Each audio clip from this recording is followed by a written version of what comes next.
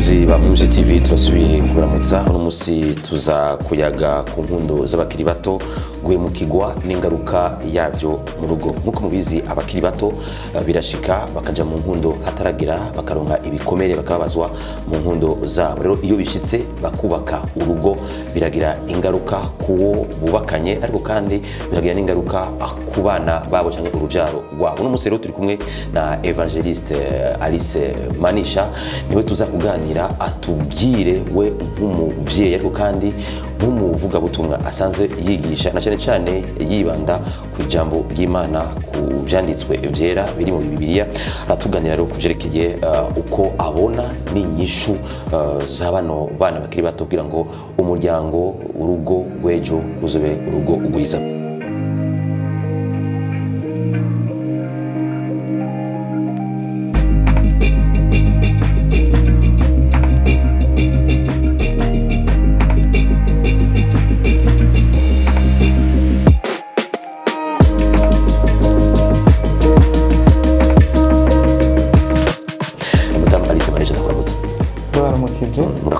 Ego cyane. Bavuga ko uri evangeliste. Mbega evangeliste ni kuvuga iki? Evangeliste ni jambo riri mu banyefeso igice ca kane ku murongo wa 11.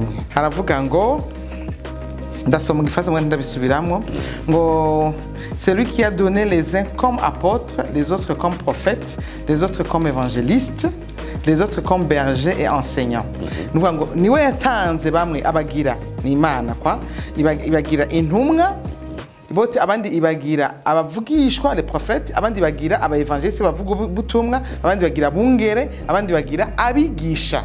Rero iryo jambo evangeliste ryavuye muri iki gikorwa kandi vyaje sije nabiteguye sije nabipanze navyisanzemwo kubera aho ukushishikara kubana n'Imana no gukundana n'Imana no kugendana nayo biriza usanga babiguyemwo muri mabango atanu Imana yashizeho aha ku murongo wa 12 avuga ngo il a fait pour former les saints aux tâches au service en vue de l'édification du corps de Christ. Ibi byose yabitanze amabango atanu abwiza gukorera mu ishengero yashizeho kugira ngo ashobore gutunganya umugeni wa Kristo abera abana b'Imana abashikana kugoroka kose aho Imana izoza gutora ishengero bitagira gasemwa n'amarabaga. Rero muri ayo mabanga atanu natewe iteka ni Imana kwisanga kuko Jesu ni evangeliste navyisanzemo ni evangeliste kuko ndavuga ubutumwa ndabukunda ni passion ni kintu kimatanye nanje ndabuvuga patu mu minota yose ishoboka yose ndose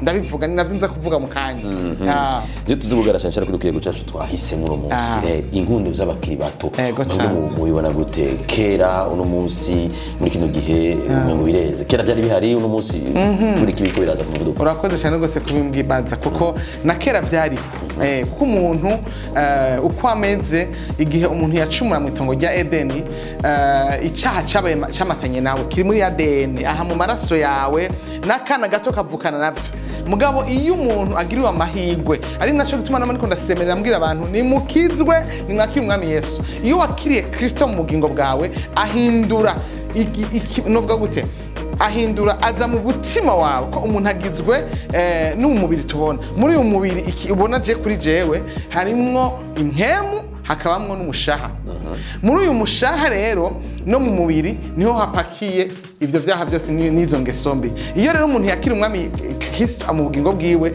l'esprit de Dieu iciza igasubirira impemu y'umuntu imwe yakira wa munsi yemera kurongorwa na Rusuferi mu itango rya Eden nico gikizana ivyaha mu bantu biro tuva rero bakunda ivyaha banyoteba ivyaha kubera yuko imibiri yabo yamenyerejwe kuba mu vyaha niyo mpemiri mu muntu rero iyo ukijijwe uronka une nouvelle identité une nouvelle kamere nshasha ivyiyumviro bishasha umutima mushasha bitewe nuko inyota y'icaha icisubirizwa n'inyota y'Imana yiyo mpemu wakiriye kuri wakiri umwami Yesu. Rero ivyo byo vy'inkundo kuva kera vyariho mugabo dogere y'ubunini n'uburemere ntingana. Kera abahungu n'abakobwa barakundana bakarunkanira dukete agakete kakava nko ngaha kagenda muri boîte postale kazoshikira aho akarungitse haciye igihe kinini ko nta WhatsApp yari ihari nta telefone yari ihari communication ntizari zikomeye mugabe izo nkundo zariho izo santima zari zihari haba hariho gukundana mugabo bibiri accentuer muri iki gihe parce que hari moyen de communication igihe kiho kiragenda cihuta kitujana kwiherezo barabonana no kubonana barakundana babonana nta camira kwa umengo biri à la page umengo biragezweho umengo umuhungu adafise umukopine vraiment no kwishuri barakwaza ati tiens un copain abagenzi donc akugira ati vraiment udafise umukope tie foot vraiment nturi umuntu nk'abandi ivyo bigiza kuba ubwiza kwa mufise umukope nico bita icaha novuga gute giteye ubwoba parce que ni icyaha gifite ama conséquences turaza kuyavugana mabi abishe yica ubuzima bw'umuntu abakiri bato mwaje kubiva ku mashuri ugasanga bana nko muri primaire maternelle ugasanga no muri crèche kaba gafite kavuga ngo je ancope que je me bo no kuvuga ngo kaba gafite ivyiyumvire ko icyaha kamemere y'icyaha iri muri ko aba bantu bakundanye bakiri bato baraheza bakarushinga bagafata ingingo bakuze bamaze guca ubwenge bamaze kuba abantu bazima kugira ngo bashinge urwabo ni gake bishika ni gake pourcentage natwa twogira ama statistique pourcentage y'abantu bakundanye bakiri bato kugira ngo bashike kuri mariage yumvira umuntu mwamenyanye muri nko muri primaire ngo murakundana kugira muze mugakurana d'abord ntimukurira hamwe kuko mwari gahunda kaja aheje mwinje muri kaminuza ubundi aja muri bindi bihugu canka kagumaha kugira muze musubire muhure muri cagihe après 25 ans 30 ans kugira mugire mariage je nibaza ko vraiment nibitangaza ni ibintu biki mugabo abantu babigwamwe uko amubonye bagakundana on s'en fout turakundana nta bindi ntibakutene compte y'ama conséquences n'uburozi nango nakwira ngo n'uburozi mu bisazo nta rukundo rero warurimo no bute nka comment dire ni yo besoin nyene iri mu muntu yicaha wumva ukeneye kubana n'umuntu ugira musambane mugire nyene des relations zitarizo ziri contre indiqué parce que ijambo ryo tugira ko kizira gukora ico kintu avant le mariage none umuntu muri ko murabururana kugwa mu busambanyi c'est normal parce que le négatif et le positif s'attirent c'est normal urumva umaze kubigwamo rero hari inkurikizi udashaka kwimagine no mugenga utaza kwizivuga ngira ngo ziraza kudekuraje abantu bamwe mu bivemo hano mu bindire hagira ama mariage yanyu kuko mariage igeze harage urabimenya ko yageze nawe no seulement l'âge mais aussi urabibona uti harageze ko mfata ingingo aba baba bakundanye mu bisanzwe umuntu akora bumengo nivyo bari mu rukundo kandi gukuri ariko mu nyuma badashinze ubwabumengo ari uwahemukira uwundi none hacabi ikibazo none nk'umwana yiga muri 9e agakundana n'umwana yiga muri 9e canke 10e canke abo kamwe bari mu kuri vyakwera bari mu gusa umurero ngaho umura ashobora guhemukira uwundi canke amuhemukira vyahe none d'abord bari ego umuntu aguhemukira mwasinyiraniye konti aguhemukiye vyahe déjà mwari muri illégalité ce n'est pas une relation c'est de l'impudicité c'est du péché ni ibyaha ivyo ajye majambo rero umuntu akunda kugira ngo uri wanje tubananda wa motema wa maisha ama promesse avi ibyo sikibi n'amafuti uri kuvuga ibintu bidakwiriye ayo n'amajambo ubwira uwo muzokubakana gusa nawe mwamaze kubakana muri ko murabeshanya uri ko mubesha parce que c'est pas ton mari ntuzi bizokurikira dans 2 ans mbega d'abord mu myaka ibiri uzoburiye tuvuge nk'abanyeshuri muri secondaire umwana ari muri 9e araheje humanité umwe agiye hari undi agiye hari yamuzoshaka guhurira he none ahaguhemukiye vyakwera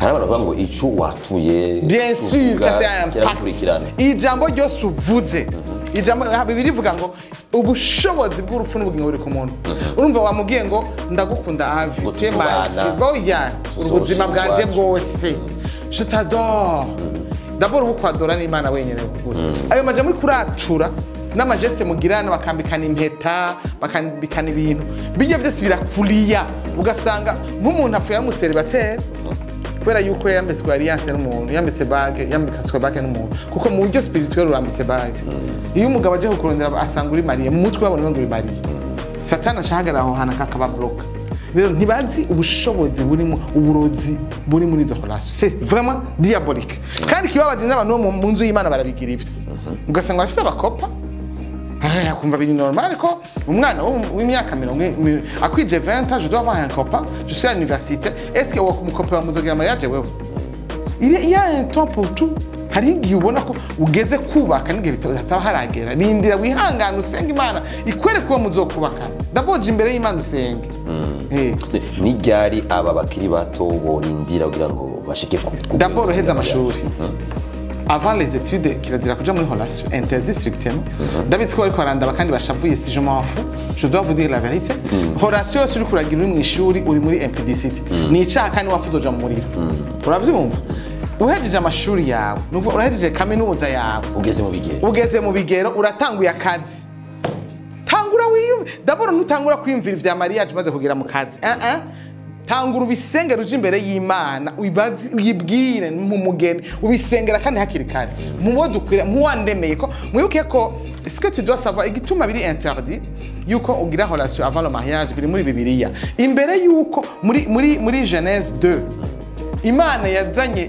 Adam ubwa mbere ikizana Eva mbwa yabazanye abo bose yamaze kurema byose wavyumvise byose yabizanye yari amaze kurema isi nibiri kuri byose ico kugira ngo birongore d'accord ibahe ngo birongorere irongoye itabanza guha Adam bimuhaye il n'était pas contre twabona ati none ibi butunzi bwose Jeff ntagira umugore wapi kandi yebwaho n'umugore n'umusi no mbwa kumva ko atamerewe neza yiyumvira umugore none nawe yiyumviriye mbwa ntiyaramerewe neza Imana irabona ati no umuntu ntamerewe neza ifiko ndamurondera ikintu kimukombla et Dieu l'a fait amugira anesthésie ubisome uze kubifata umwanya mu bisome muri Genèse chapitre 2 iramusinziriza imukura mu rubavu ifata urubavu irarumukuramo ikiba mu rubavu ikire mu umugore ashitse ikibabwira ati ni mwibereho vraiment mudirije isi yose muyiganza nukuvuga ngo imbere kwiyumvira ivyo vya mariage banza urondera ubutsimba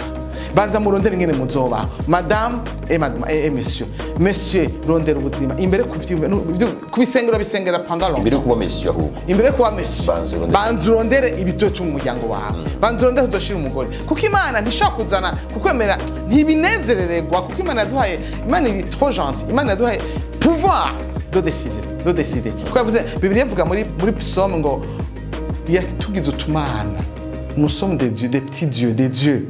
Rero ko turutumana iguha choix muri wo harimo le pouvoir de décider ikibere n'ikitabereye none niyaguha ubwo bubasha uri kubukoza iki qu'est-ce que tu es en train de faire ni kuvuga ngo ubwiriza kudesida mu gihe gikwiriye il est temps de me marier mugabo wabisengeye kera hama premièrement avant de te marier reçois d'abord Jésus parce que Jésus c'est Jésus qui va t'aider à marcher avec ta femme kuko madame arashaka kuzafisa ibikomere cyangwa atabayeho non seulement arashaka kugira kuzana umugore cyangwa umugabo atabayeho nabi muri relation yagize mugabo yabayeho na mu buzima bwiwe antécédent avec les parents yabaye imfuvyi par exemple yabayeho ari persécuté torturé ntushobora kubakana n'uwo muntu mubeho neza udafise Imana birasaba ko le deux couples umuntu agira mariage yumvira ikizomutabara mu rugo rwiwe s'il vous plaît recevez Jésus donnez votre vie à Christ parce que non seulement kuri iyi si tuzobaho muri mariage mais aussi turafise ubuzima butazotera tubuza kubamo nitwava muri iyi si il y a le ciel qui nous attend il y a l'enfer qui nous attend si on reçoit Jésus on va au ciel si on ne reçoit pas Jésus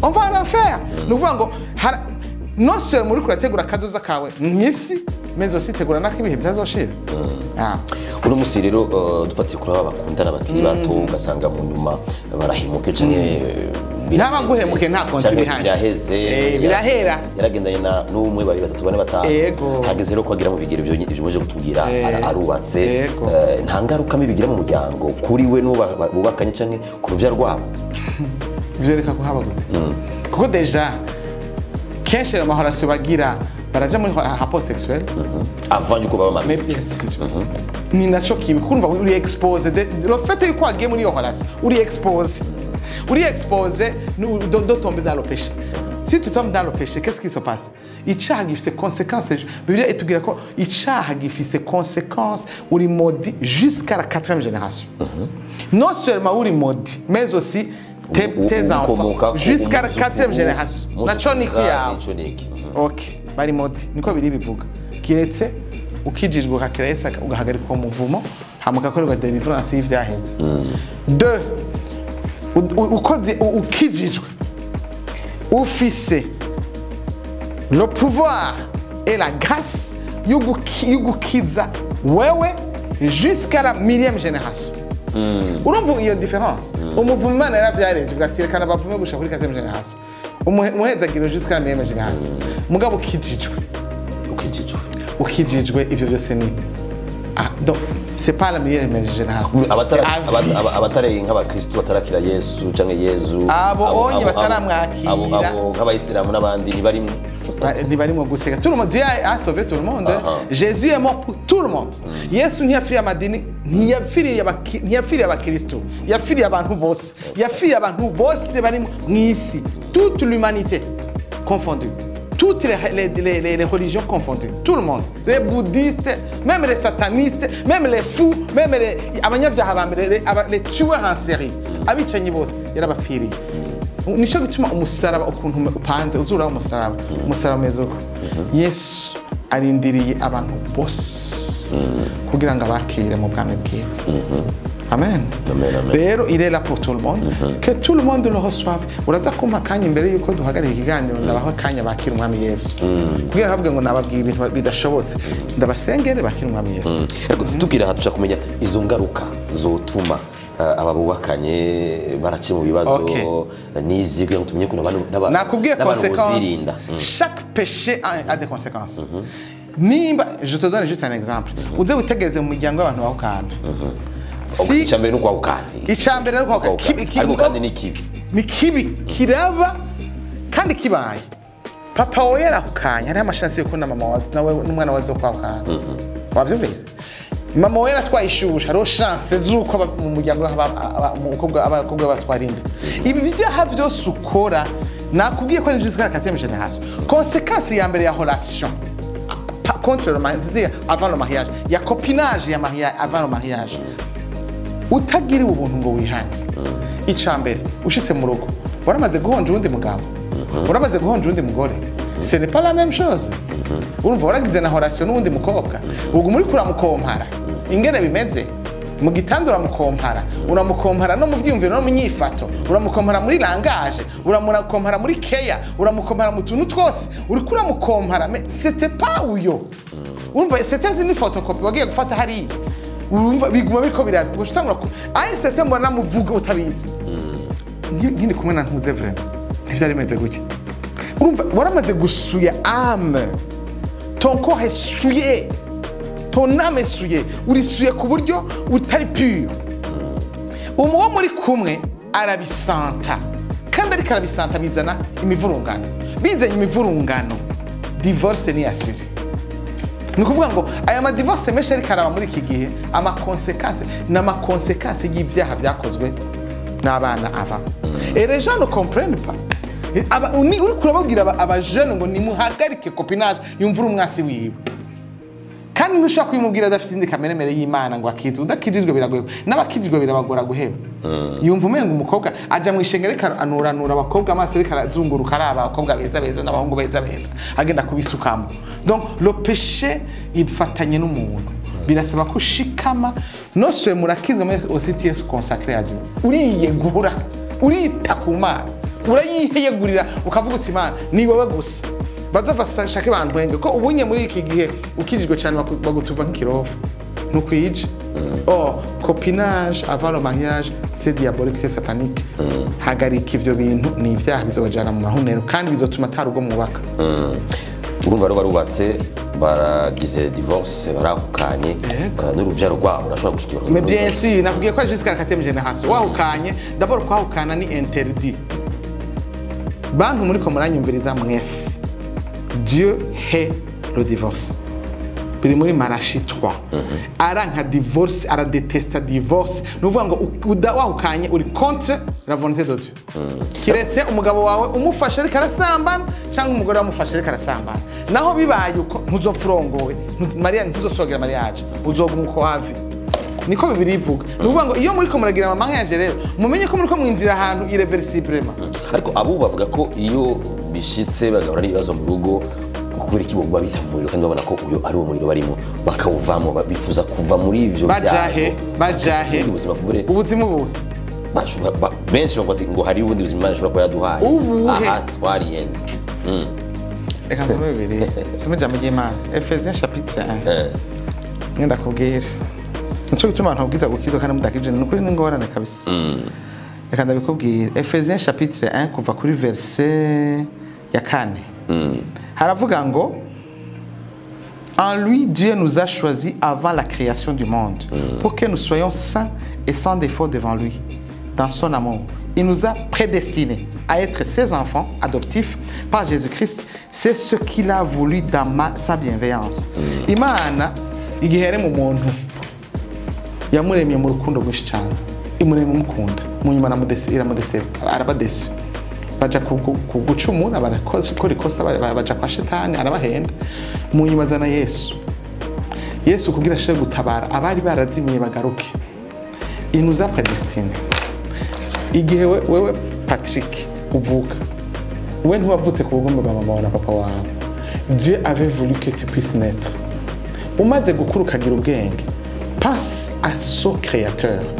Yakwiyumviriye kuko papa na mama wawe ils s'en fiche. Ugize ubuzima bwiza uruwa grave. Abarundi bavuga ngo n'umukene nyina aramwanga. C'est-à-dire que ubayeho nabo kagira ubuzima bubi c'est ton affaire. Ahubwo zana amafaranga turye kubake tumererwe neza. Mugabo Imana mu rukundo rwayo igihe yakurema yari ico uzobaca utayirondeye ngo umenye ico yakuremeye upfugo. Il nous a kandi yaturemye turi saint. Tu peux pas être saint sans Jésus. Ntushobora kuba umugororotsi udafise Kristo. C'est Jésus qui nous rend saint parce qu'il nous donne l'Esprit Saint. Iyo Esprit Saint rero ituma tuba abana b'Imana tugashika kuco yaturemeye. Ico yakuremeye Paje mu bintu vya mbere vyiza n'umugore mwiza n'abana beza n'ubuzima bwiza. Ivyo rero ntuzopfa bifashe mu ntoki utamenye iyo Mana ngo umenye kuyumirako wongere uryameko wongere igororokere hanyuma igushikana kujya kuremera. That is the problem. Bizwe ko uno munsi uyu wagize mariage ukarongana n'umuntu n'uyo nyene ntako muvana. Ndiko ndakubwira ngo wihenze ukamurongora utamumenye ko atari we. Nuvuga ngo ubwiza kumugira mariage wamubajije none umuremye yagushizeho gapadi umuntu yakuremye ntabazi umugore wawe vyakweye. Adam igihe yari muri itengo rya Eden yarazi umugore we vya vrai. Si Imana yamumuremeye agasinzira akamusanga. C'est Dieu qui l'a donné. Iyo rero wasenze Imana ikamuguha abarubu. Nimba utasenze ushobora guhusha. Mugabo waruguyemo rugwemugumemo. Sino hanze none iyo rero niwo yitayemo. Parce que ijambo ry'Imana bivuga ngo yatugize utumana. Nuko nous comme de Dieu. Umuntu yo kwemera kugogwa akagoka zigasha abibona. Yagiriye mwiki nide yamujanyemo. Kuko ni wavamo uze gutegereze paje abantu babaho kanye nta buzima bafise baragowe. Urumva rero ugize rero ukarongorwa n'utariwe d'abord waruguyemo bagira mariage kugakuku umengo biri yarapade sinzi ngo arabagwaye wabajije Imana. Mariage si kirori, c'est quelque chose de très sérieux. Donc reka kugwa mu rudubi d'abord wewe banzo witunganye n'Imana wewe kubgawe hanyuma usenga Imana ngo mugeni wawe. Ibintu manda bisubiramo kandi ngo ndabisubiramo. Chercher la présence de Dieu pour avoir une bonne femme. C'est Dieu qui donne les épouses. Hamaguha umugore naho yo bafise ubumuga bubi naho bafise ingeso mbi araguha gushoboza kumusengera gushika cike umwana mwiza. Ko n'Imana yamuremye n'ishaka kumuhindura. Birashobora gushika ugasanga rero izi ngaruka zo guhemukirwa cyangwa zo kuba mutabyumva kumwe nawo waragize mariage bigatera ama depression ugatera umuntu umengo arahahamutse. Arahamuka nyene none niwe wagize mariage no utariwe. Hamuka wigije kuru wakuremye. Le propriétaire du mariage ureka ko déprime. C'est pas seulement le mariage qui fait des ko buca bagumana kandi bari mu Moi je suis contre le divorce. Mugabo urumva bishitse ukadivorce nta kundi wohebana n'ugire gute. Mugabo urumva ubuzima butakaje. Kandi ni wasubira kurongoka. C'est pas évident que ça va marcher. Bavuga ako yohitamo gutakaza ubuzima inshuro nyinshi yohitamo rimwe gusa akavana n'uwo dimwe wa divorce je guma wenyene vrai. No gwana guma wenyene. None uwo mujanye uzomenya gute ko wari wa vrai. Iyumvire ku divorce nka kane cyangwa gatatu. C'est la honte dans la société et toi aussi tu es foutu. Uwazi ko ushaka umuntu normal. Wa divorce je kabiri cyangwa gatatu. Kandi bose biva kuki mwigiza kuri nyamana. Mwigiza kuri nyenego. Mupfa muyerera. Gahini et puis wibuke ko igihe bava mu itongo rya Eden babwira muyerere mu bugarago. Urumva upfa nabi. C'est le problème. Kuko byose bihera ku bakiri bato gushika aho baza kugera mu bigero bakubaka. mutubwire rero ico umuntu yokora ico abantu b'ubu gukora ugaruka gukora cyane cyane abakiri bato kugira ngo umuryango wejo ukire. Jewe nta kindi kintu nobahanura kuko jewe ndababwira ivyo nzi jewe kuko je sais que avant Jésus j'avais pas de vie. Je nta buzima nari mfise franchement muri mariage kuko bagenda bose biteza ijuru. Bose bagenda bavuga ati wa uramaze ko nibagize mariage kumusama n'ibintu bameze baba mbaye toute blanche baba bari ko ari foto z'amafoto n'umukene wa nyuma abari ngaho kuri iryo barabara ryajya kuri iprona bakwita amafoto y'ibisiga bwenge amapose biherera n'ujya munsi n'ijya saha acakurikira kubaka nta n'umusore mu kubaka byoroshe naho uri kurubaka inzu nta n'umwe biba byoroshe urumva rero uwo muntu mugiye kubakana n'umunyamahanga ntimwavukanye ntimwose rimwe nimufise ADN zimwe ni umu étranger aje kubana n'umu étranger sivyo ngaca muza rero mu rugo mukabana we wumva ivyo bintu byoroshe bitagiyemwo indi ingrédient yitwa le Saint-Esprit ou le Seigneur des Seigneurs le roi des rois c'est très compliqué abakera bavuga niko zubakwa baravuga nyene niko bimenze ngo niko zubakwa mugabo ubunye baca bavamwe bakigendera abantu benshi babari mu ngo barashishwe ça me fait mal. Ça me fait très mal birambabaza kuko inyishu y'urugo ni Kristo ndabisubiriyemwo wirukanye umuremyi w'urugo uri foutu sans le Saint-Esprit sans Jésus vous êtes fichu.